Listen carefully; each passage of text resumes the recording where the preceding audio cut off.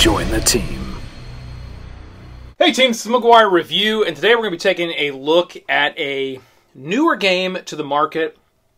And it is a game that we all know, probably from our childhood. This game has been around for a long time, which is your classic Clue, but it has been redone, reflavored, and reskinned, mind you, to a Dungeons & Dragons theme by the OP. Okay, and I think they have done an absolute fantastic job taking a classic game and putting the Dungeons & Dragons feel and theme and storyline behind it. Now, there is a little bit of storyline that it gets into in the book, not too much. They definitely do a good job queuing up the game and queuing up a little story that you can kind of have in your mind as you're going through and you're trying to solve this mystery. So the first thing we'll take a look at is the box. The box has just got phenomenal artwork on it, where within this story you're trying to track down this secret magical, we'll call it a puzzle box, that has been lost and stolen. And they've just done an amazing job with the artwork on the front of this box. It's very enticing, kind of pulls you in. It's set in the Baldur's Gate theme, and there's characters across all that Baldur's Gate part of the world that you will find some iconic characters like Minsk and Boo and the mighty Lulu. So cool that they brought in Lulu. That was pretty cool, as well as Slobberclaws right here. So they've got some really cool iconic characters that you can be in the game to represent you as a player. So Baldur's Gate, who has been slain by the minions of Zariel? What was the murder weapon? And where has the infernal puzzle box been hidden? And that's the theme that's really been wrapped around this one. It is an 8+, 2 to 6. This is totally a family game. Or if you are a tabletop role player and you want to get your family into maybe the D&D scene, this is an easy way to do that and play a classic fun game. And I've been playing this with my family, and we've had a great time so far. It's been a lot of fun. So that's all you're going to find there. On the top lid, we'll put that over here. And then inside, you're going to get a little baggie to hold your fantastic... That we'll get into the components. They really did an awesome job with the components, kind of bringing it up to date in the way that they went about some of these components. Really fantastic. And we'll get some close-ups on a lot of this stuff. Bear, why don't you go ahead and hit us with the... Bear's down here still. Little guy's having trouble getting up to the top of the table. We're going to get him up here soon. I'm sorry about that, bud. But go ahead and get some overhead view of what's going on here, and you can see some of these components up and close. You will get a little baggie to store some things. That's always good. Love to see that.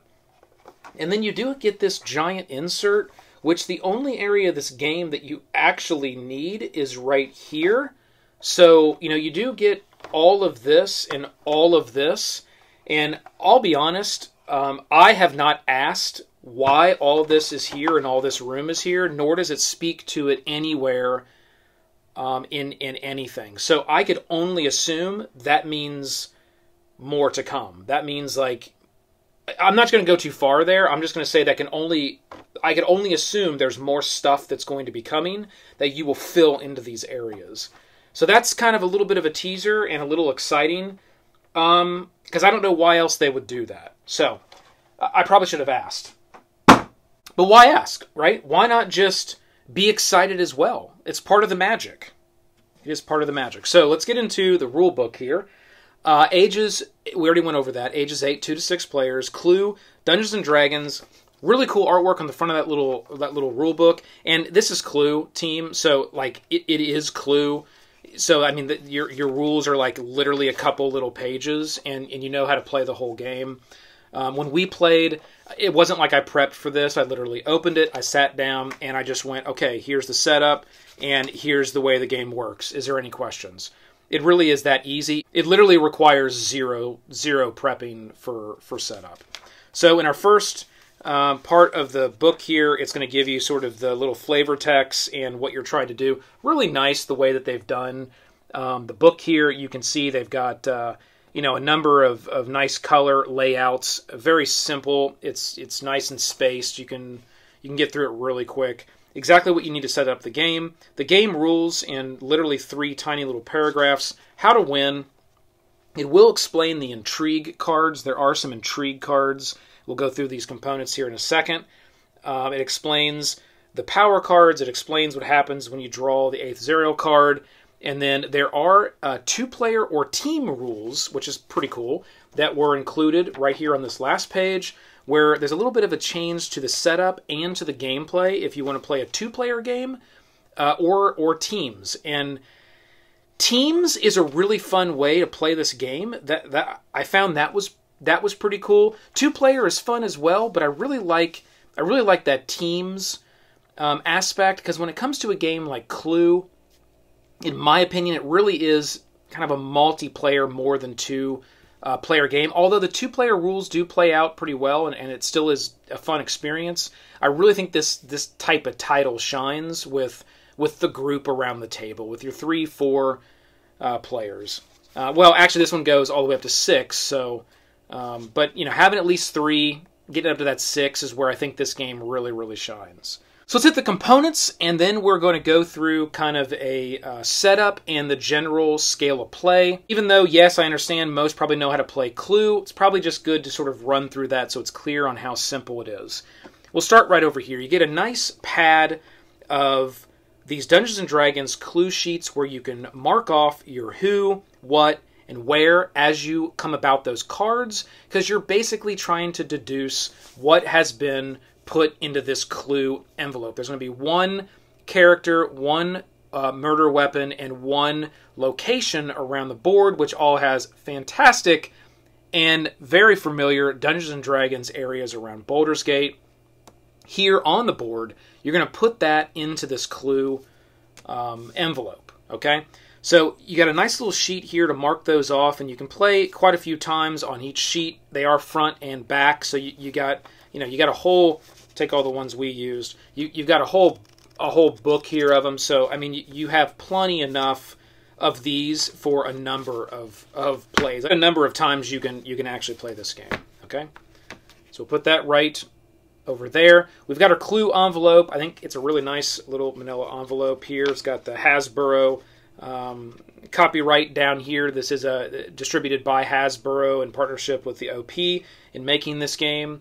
So you got the little envelope here that says Clue. I think it would have been cool if they would have printed a little Dungeons & Dragons right here as well, just to kind of further customize this component. Not sure why they didn't. But that would have been nice. I would have liked to have seen that just from a component perspective. It's just the little touches, I think. I don't know, those things jump out to me. And then we have the Intrigue Cards. That's what these are called. They have the little question mark on them. That's the only way that you can tell the difference from the other clue cards that have the little puzzle box icon all on them. These have the little question mark, and there's 2 different types of cards that are in here. You're either going to get a card that looks like this, which is the Fallen Angel. There's 8 of them that are in the deck.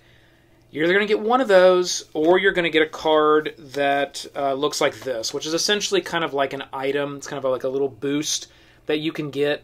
And what these are going to do for you is they're just going to simply say roll 4 or better, and then this is what this happens. Roll 2 or better, and you're able to do this. Essentially, these allow you to kind of like re-roll. They allow you to move further. Some of them even allow you to look at other cards in people's hands, and some of them even allow you a very powerful ability to get into this envelope before the game is over and look at one of the cards randomly. Which is a pretty powerful ability that you can pull from these cards. These are the Intrigue cards. You're going to be able to draw one of these if you ever roll a question mark on your dice. One of these die do have a question mark on it, so if you ever roll that when you're rolling your dice for movement, you'll get to draw one of these. If your character, let's say our Minsk and Boo here, and ends up landing on a question mark, then you can draw one of these. Or if you are ever pulled into a location by another character during a questioning period of the game, then you'll be able to draw one of these as well. So that's how the Intrigue cards work. And then we've got the standard cards. These are all going to be divvied out at the beginning of the game.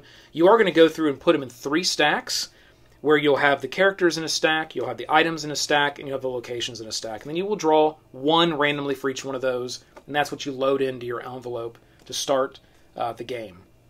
And then you're going to shuffle those all together, and then everybody is going to evenly get one of these cards. So everybody in their hand is going to be holding, characters like Minsk and Boo here, or you're going to have a location possibly in your hand like the Wide, or you're going to have one of potentially the murder weapons, the Silver Claw. In our last game, the Silver Claw. Oh, actually, that's funny. Actually, I must have put it back in like that from our last game. The last game, it was Minsk and Boo at the wide, and the Silver Claw was the murder weapon. So Minsk and Boo was the culprit on the last game, which was actually who I was playing. So I ended up actually being the culprit in the game, which was that's always fun, right? When it ends up being your character is the one that has committed the crime. I guess, I don't know. Maybe that's not good. It's got all the different, things that are in there. And then, Lulu. I love the artwork on Lulu. I mean, how cool is that? How cool is that they used Lulu? Such a good decision. Whoever came up with that, well done. Well done. Okay, those are going to be all those cards. And then we have the fantastic weapons here. We already took a look at the dice. These are just your standard 6-sided pip dice. Other than that one that's got the question mark on it. And again, it's only one of them that's got the question mark. And then the items that you get, really awesome. The way they've casted these little metal weapons. You got the demon bow and the great sword and the silver claw, the horn of blasting, which is super cool.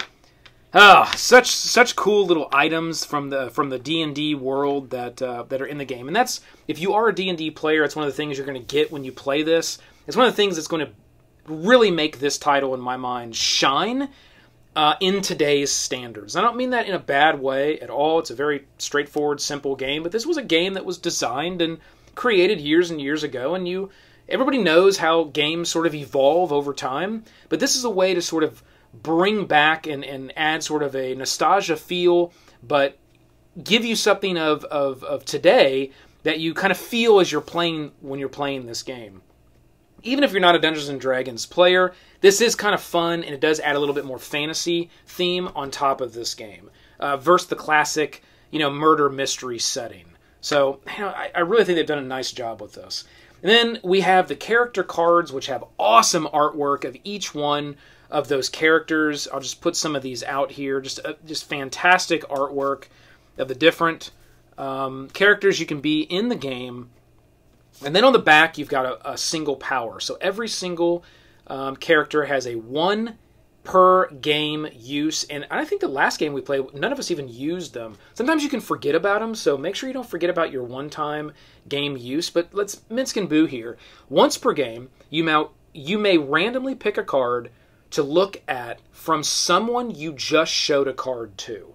So if someone asks you a question and you happen to have that card and you show them that one card, and they get that clue to know, oh, well, it's obviously not this card that's in the envelope, so I can cross that out. You can then immediately say, well, I want to look at one of the cards in your hand. You may want to do that near the end game, so when you're really close and you're looking for certain things to kind of eliminate from your sheet of items that you're crossing off. So that's there. And then you've got your fantastic little mover tokens, and I love the way they've done. This is one solid piece.